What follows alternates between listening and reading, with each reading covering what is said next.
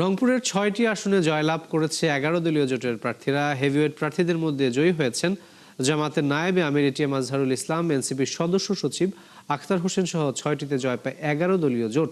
জাতীয় পার্টির chairman GM কাদের জামাতের কেন্দ্রীয় কর্মপরিষদ সদস্য মাহবুবুর রহমান বেলালের কাছে বিশাল ভোটের ব্যবধানে হেরেছেন।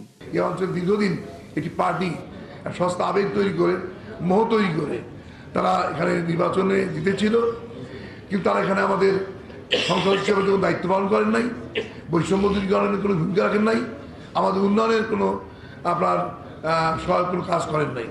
কাজে আমরা ওই বৃত্ত থেকে বেরিয়ে এসে রংপুর অঞ্চলকে, রংপুর জেলাকে বাংলাদেশের একটা উন্নত জেলা হিসেবে গড়ার জন্য এবং বৈষম্য দূরীকরণে, জনগণের প্রত্যাশা পূরণে আমরা বলিষ্ঠ ভূমিকা রাখবো বলে আশা করছি।